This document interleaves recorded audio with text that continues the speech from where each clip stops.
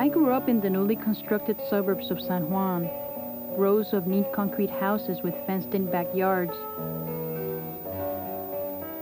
As a result of the massive industrialization process that swept Puerto Rico after the 1940s, many families like mine suddenly became middle class. Thousands of other Puerto Ricans, however, were not so lucky. Unable to survive in the new economy, many had no option but to migrate north. But I never noticed any of this, and at the center of my ignorance were two color TVs. In dub Spanish, American television spoke to me. Oh, sí, ¿qué pasa? Ya has puesto mi nombre en tus asquerosos labios y ahora me la vas a pagar. Jenny, aguanta un momento. ¿Qué estás haciendo? When I was 10 years old, my grandfather gave me a square black toy, a Super 8 camera. I began to imitate American TV, not as a passive little girl, but as an outgoing tomboy controlling the stories to be told and from what angles.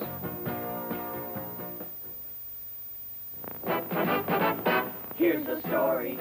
Canned American TV during the 70s, with its mostly happy, affluent, well-adjusted families, was closer to who I thought I was than the vulgar working-class humor that dominated Puerto Rican television.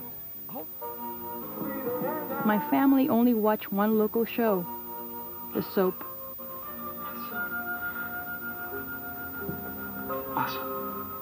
The humble girl always got the sandy-haired lawyer.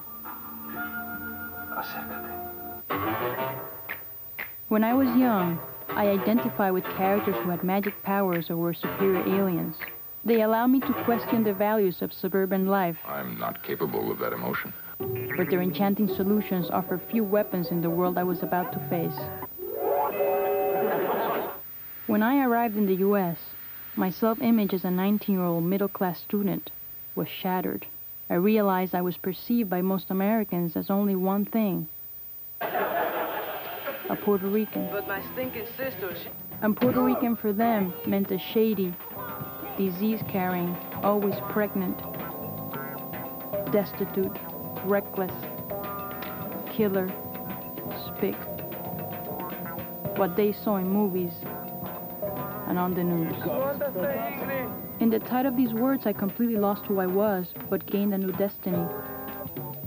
I turned the TV off in search of the images I'd never seen but knew existed. I went to the people that could tell me about them.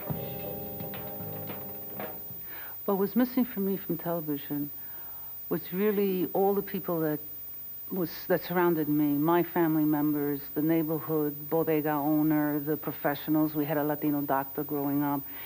The community I was embedded in wasn't reflected on that screen.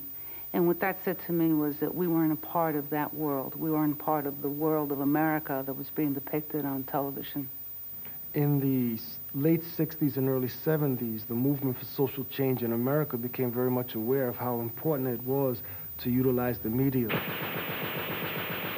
One of the phrases of that period was the whole world is watching, and indeed it was watching.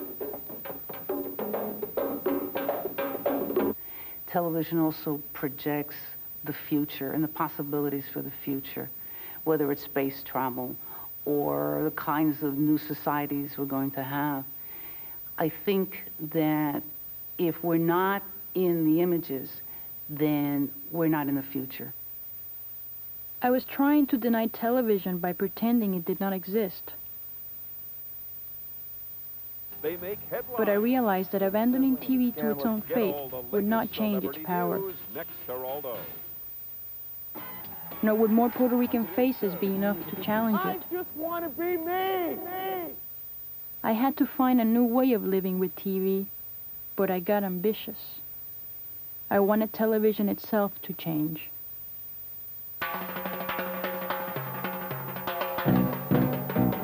American TV ignored who I was, my language, culture, and history, but it informed who I was going to be, at home with American culture.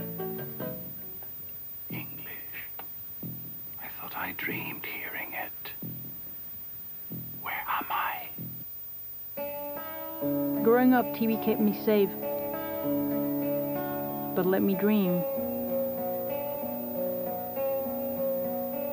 I thought that was enough. Now I know it's not.